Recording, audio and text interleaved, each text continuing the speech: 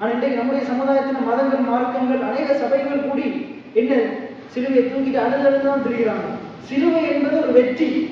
எத்தனை பேர் ஆமேன்னு சொல்றீங்க? அது துக்ககரமான காரியம் அல்ல. இயேசு சிலுவையிலே வெற்றி பெற்றார், வெற்றி சிறந்தார். என்ன சொல்லுங்க? வெற்றி சிறந்தார். அப்ப அந்த வெற்றி என்ன செய்யணும்? கொண்டாடணும். ஆனா துக்கமா அனுசரிச்சு கொண்டிருக்கிறாங்க. இன்றைய மதங்களும் மார்க்கங்களும் அது துக்க தினமா துக்கமா என்ன செய்து கொண்டாடி கொண்டிருக்கிறாங்க, அனுசரிச்சு கொண்டிருக்கிறாங்க. இல்ல இல்ல, அதை நாங்கள் கொண்டாட வேண்டும். என்ன கிறிஸ்தவ வாழ்க்கை என்றது, அதான் கிறிஸ்துவுக்குள் எப்பொழுதும் எங்களை வெற்றி சிறக்க பண்ணி, அந்த வசனம் அருமையா சொல்லுது, கிறிஸ்துவுக்குள்ள வாழ்கிற நம்மள தேவன் வெற்றி பவனியில, கிறிஸ்துவின் வெற்றி அறிவிக்கிற வெற்றி பவனியில நடத்தி கொண்டிருக்கிறார். அப்ப இந்த வெற்றி பவனியில நம்ம போய் கொண்டிருக்கும் போது எத்தனை தடை வந்தால் நாங்க இயேசுவை வெளிப்படுத்தாதபடிக்கு, இயேசுவை அறிவிக்காதபடிக்கு, சுவிசேஷத்தை நம்மளை கொண்டு தேவன் வெளிப்படுத்த சித்தமா இருக்கிறார். இதற்கு தடையாக எத்தனை தடை வழி மறித்தாலும், நாங்க போகிற வழியில, நாங்க பயணிக்கிற கிறிஸ்தவ வாழ்க்கையில எத்தனை தடைகள் வந்து வழி மறித்தால் நீ போகாத, இத்தோடு நின்று. இன்னைக்கு நிறைய பேர் வர்றாங்க, அழைக்கப்பட்டவர்களும் அநேகம். ஆனா இப்படி தடமாறி போகிறவங்க நிறைய பேர் இருக்கிறாங்க. ஆனா விலை நிற்கிறவங்க ஒரு சிலர் தான். அப்படி தேவன் என்னை உங்களையும் உண்டாக்கி இருக்கிறாங்க. எத்தனை பேர் ஆமேன்னு சொல்றீங்க? ஆரம்பத்துல கடவுளை கொண்டு தொடர்ந்து எல்லாம் வருவாங்க, போக போக எல்லாம் என்ன செஞ்சிருவாங்க. நம்ம கூட்டத்துல ஆக்களா இருக்கக்கூடாது.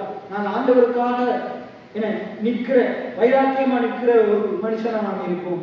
கடவுள் நம்மள கூட ஒருத்தங்களை தான் தேவைலாம்.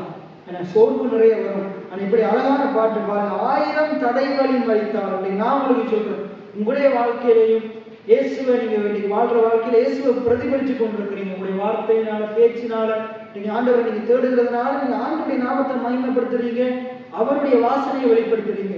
என்ன ஆண்டவர் போதித்து நடந்துகிற பாதையில போய் கொண்டிருக்கிறீங்க.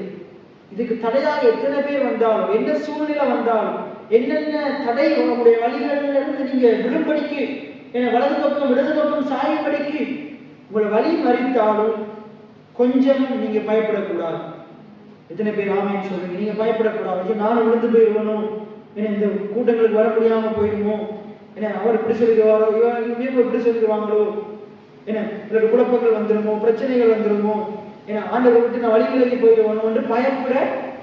நீங்க பயப்படுவீங்களா இருந்தா ஜோபு பயந்த காரியம் அவனுக்கு நேருக்கு. பயப்படக்கூடாது, விசுவாசம் உள்ளவனா இருக்கும். எப்ப எல்லாம் இதெல்லாம் அழிஞ்சு போயிருமோ, இல்லாம போயிருமோ பயம் வருதோ, அந்த பயத்தை அப்பவே என்ன செய்யணும்? விரட்டிடும். வாயை திறந்து சொல்லணும். என்ன சொல்லணும்? விசுவாசத்தை சொல்லணும். உங்களுக்கு நடக்க வேண்டியது சொல்லணும். ஏன்னா பயத்தை சொல்லக்கூடாது. பயத்திலிருந்து வெளியே வர்றதை சொல்லணும். ஆண்டவர் எனக்கு பயமுள்ள ஆவியை கொடாமல், ஏன்னா பலமும் அன்பும் தெரிந்த புத்தியுமுள்ள ஆவியை